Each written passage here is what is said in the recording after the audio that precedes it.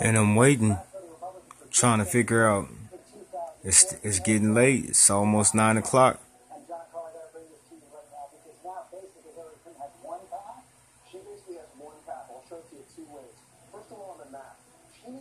It look like Trump is still winning,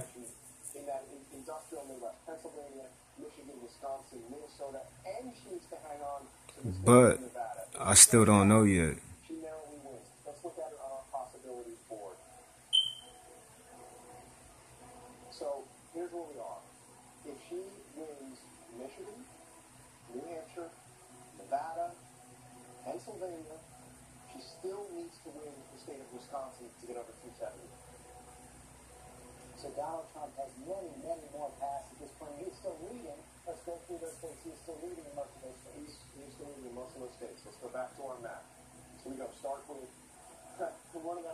Or is she catching up since last time I looked at these stats? But it's neck and neck. I seen one page they showed me it was 50-50. So I couldn't tell you, but I'm still riding on Trump. You know what I'm saying? I'm still riding on Trump.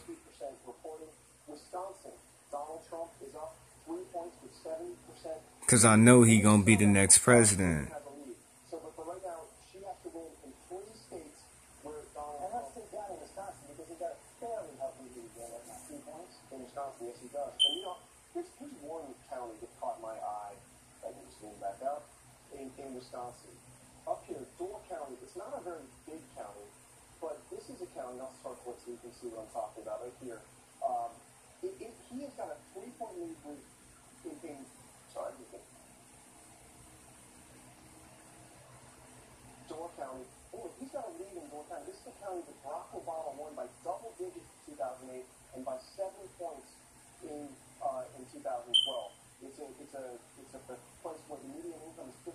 And it's the latest news right here where I'm at, Fox 26. Nope, this is Channel 30.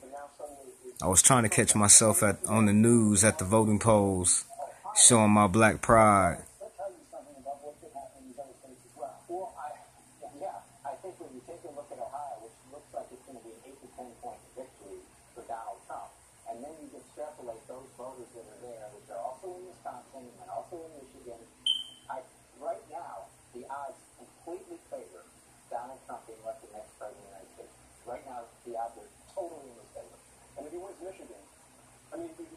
So I don't know, y'all. It's not even 9 o'clock out here. It's almost 9 o'clock. Almost 9 o'clock.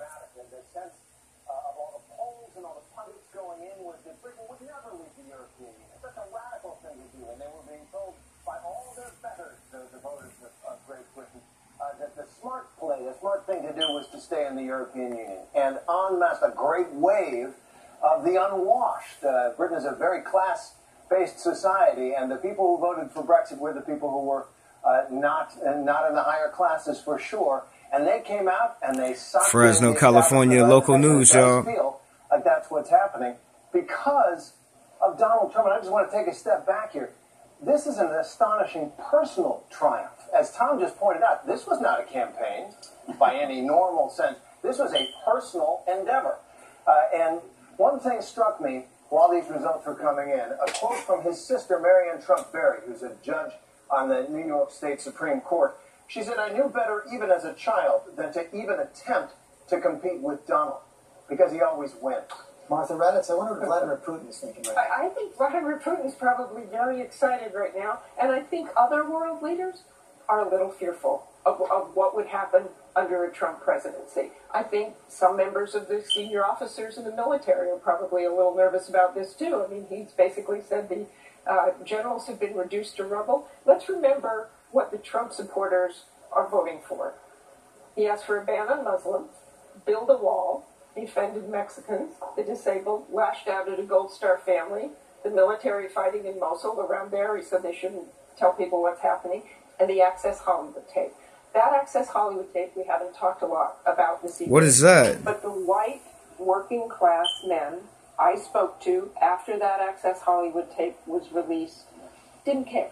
I mean, really didn't care. White evangelical votes than we have ever seen in our exit polling, 80-some%. And it might not have been a campaign for Donald Trump in the traditional sense, but there was definitely a campaign in the churches. There were videos that went out on Sunday of Mike Pence talking in the churches, buses that went out, and that turnout is the highest we've ever seen for a presidential candidate. George, let's also use the word fear and talking about how foreign leaders are responding to this. I've got a number of emails from friends of mine of color across the country. And there's also a level of fear growing in brown America. Because if you look at the optics of the Trump rally, to many people that looks like 1950 America. You don't see many brown people walking around that room. And so I think there is a sense with some of the rhetoric we've heard throughout the campaign that this, if Trump goes on to win, this may be a wonderful opportunity for him to now pivot back to people of color and say, don't be nervous. Because many people are nervous this evening. Another piece of good news for Republicans coming in. I ain't even going to say nothing, y'all. And that is the incumbent Republican Senator Ron Johnson has defeated former Senator Russ Feingold right there, 52-45. So, Bill Kristol, that means if this continues to go the way we see it going right now, you will have a Republican Senate. Looks that way, or at least 50-50 with Republican baby vice president breaking the tie. And incidentally, another state, Pennsylvania, which this is Secretary Clinton's ahead in. You can't just eyeballing it. Most of the vote looks to me like it's Republican vote that's outstanding.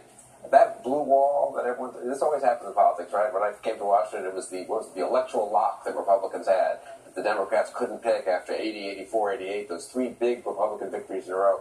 Then there's the Democratic blue wall, but the Democratic blue wall, which was Pennsylvania, Michigan, Wisconsin, those were three of the key states, and it looks like it's totally crumbling. And, that Wisconsin Senate race is a shocker. That was one that most Republicans today that I spoke to thought was going to go to the Democrats. So we have a very good day for Republicans, not just, and not good for all Republicans on the top, but a very good day for Republicans in the Senate and also the House, because it looks like we are projecting that they will lose no more than 9 and possibly as few as 5 seats in the House. That's far less than they thought they were going to lose. Let's dig into Wisconsin a little bit more. What are you seeing at county in Wisconsin? Let's take a look. Madison County, we see 70. In Madison, we see 71% of the votes in. Obviously, huge Clinton vote there, but 29% still to come in. 29% still to come in. Yeah. Dane, right next door. Wait. I don't have Dane County at my. Oh, there it is. Dane County, 71% in. And obviously, it's a big Democratic county. So there still are a lot of outstanding Democratic votes potentially out there.